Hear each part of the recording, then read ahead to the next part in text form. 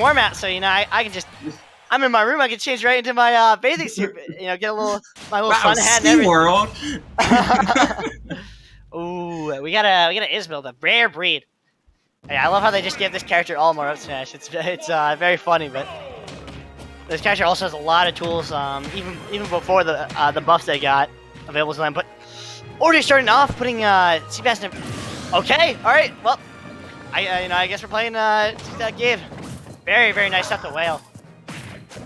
Isabelle is such it's a weird enigma of a character because you get to see players like Mr. Zircon, like I guess Whale now, or whenever Pokeland pulls them out, it's like, oh yeah, like this character's got some stuff. They're very similar to Villager, but with almost a stronger punish game in a lot of ways. Yeah.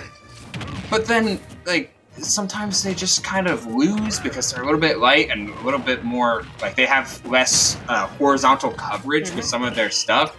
But sometimes all you need in certain matchups is Slingshot, and Ganon looks like he has a lot of trouble with Isabelle forward air and back air. Yeah. Just also, like, as you're saying, is that, like, Isabelle has better options to set up into that forward air and back air with the dash attack being a much more favorable hit stun and, like, knockback growth as well as angle to set up into those very scary spots again. Does not like to be in, but I feel like SeaBass finally found his footing really, really, saying that, hey, look, you may have eaten some of the fish in my school, but I'm gonna come back. You're not, and show you that you're not the apex predator in this bracket.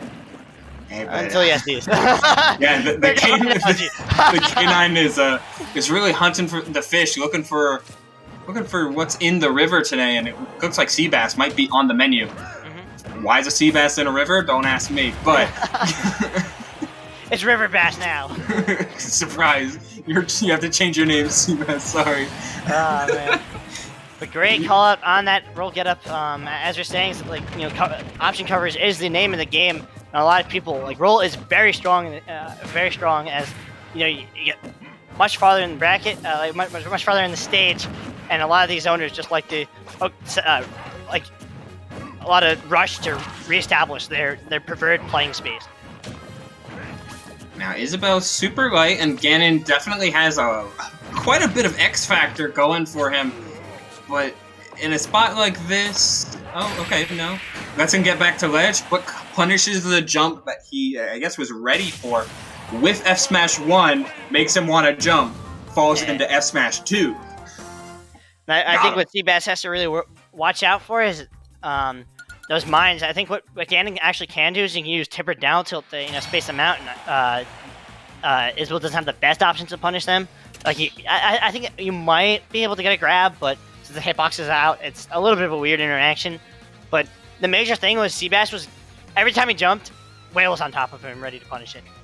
And I think like a more maybe a longer, more flatter stage might actually, something that you'd think would be more zoner centric might actually work out better for SeaBass, because he'll have it will be much more intuitive to do a dash shield or to use your more grounded movement.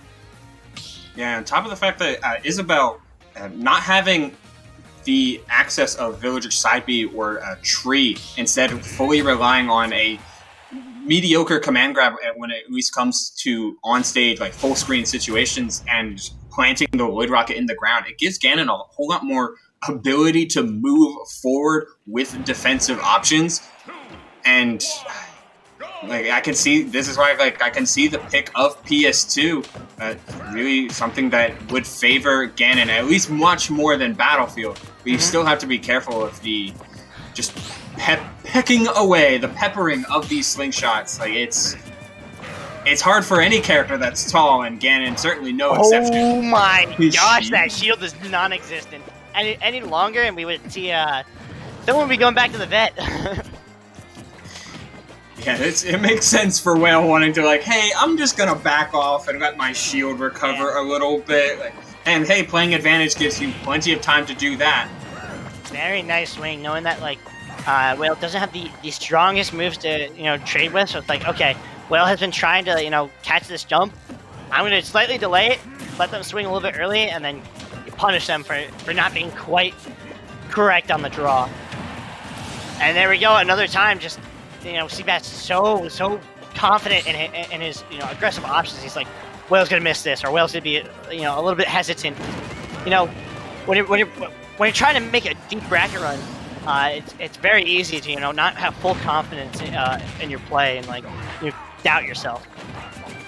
And there's no doubt in SeaBass's mind. Not only was that a super slick recovery in stock 1, but they're also really trying to maintain this damage with really solid starters, but kind of swinging for the fences a little bit. SeaBass is almost always on the play when it comes to this matchup, and while some of his plays are really good, some of them are a little bit desperate. That smash out of shield, definitely hard punish. He's lucky. Yeah, that's lucky. Luckily for SeaBass, Whale does not do the back throw, because that can either just straight take your stock or put you in the worst position imaginable, especially as a character with such an explosive recovery as Ganon.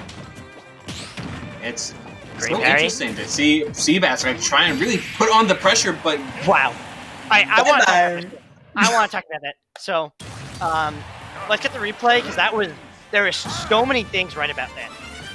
There was first the parry on the fair, because every time he did a neutral getup, Whale would go off platform and retaliate with an aerial. Second, that down tilt, knowing that Whale, whenever Whale got hit, Whale would always hard DIY and like try hard DIY, but then rush the option to get back into a more neutral stance, or like get their footing on stage, and then finally doing that slight dash, like, so he gets that down B, he turns around and waits on there, because that perfect spacing, beautiful ledge play by SeaBass. Yeah, just to take a situation that's like, hey, I'm gonna neutral get up, and Isabelle has plenty of tools to cover where he is right now. Like, the Lloyd rocket was down, standing at a pretty safe distance to cover a roll in. Like, everything looked right for Whale until SeaBass picked it apart with an excellent parry, a very aware option out of parry with the down tilt, not only to get the hit, but to destroy the Lloyd. Like, everything's just kind of worked in SeaBass's favor as he dismantled Whale's ledge trap and turned it into a kill. Game 3 now, perhaps a little bit shaken could be Whale, but it's in spots like these where you need to take all those nerves, put it in your feet, and let the gameplay thrive. Small battlefield, pretty neutral stage on both characters' part. Let's see what Whale was looking for when he selected it here. But yeah, I mean, the major thing is that, like, SeaBass does like to play around the platform, as we saw, like, when you almost got that shield breaks, that left smash, but as we're seeing, Whale is, just like SeaBass can abuse it, Whale is very in prime position to also make life not very fun for the Ganon. But speaking of no fun allowed, SeaBass. Okay. And, you know, he's just doing a little trolling, just a little bit of trolling. But he lost the kill because of it. Yeah. Still a phenomenal punish and has the ledge setup. Nice early dare, because what a lot of people don't realize is that sometimes swinging early can actually condition your opponent, and faking your hand can force them into an option that's even more punishable for you.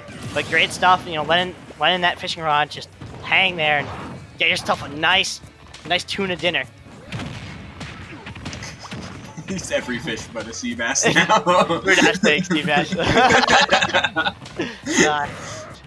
It's funny because his tag isn't even from the fish. It's just it's based off his name. Yeah.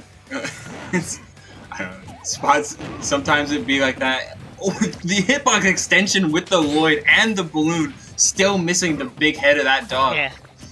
It feels like SeaBass is really tunneling on a win condition that's available, but one that is a little bit risky. Like, he's really trying to break these shields, but it's just not coming to him. Mm-hmm. And Whale is knowing when to disengage and let themselves get a little bit of time to recover.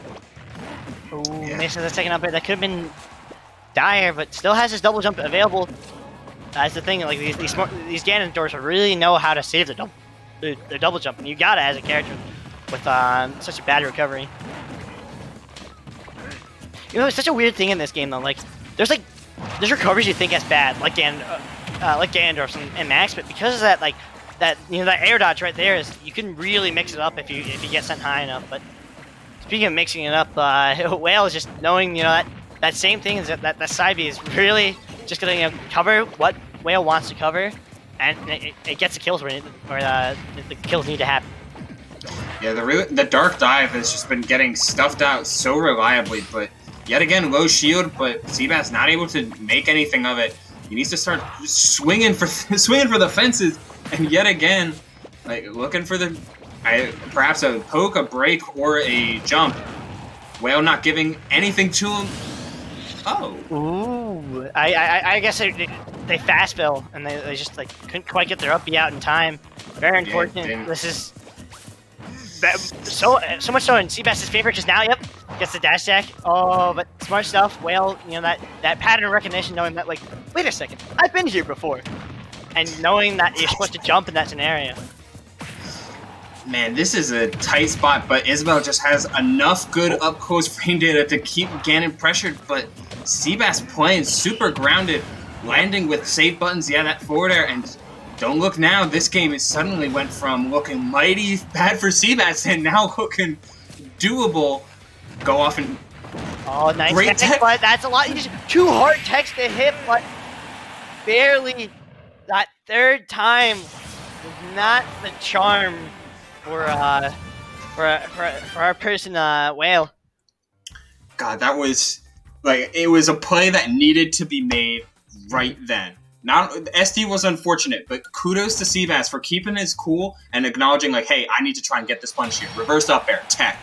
Dark dive, teched. But he saw the up B go onto stage, like, this is my time. I just need to position myself correctly and cover everywhere that this dog can go. SeaBass taking that W, perhaps gifted a little bit, but hey, we take those. We definitely take those, bro.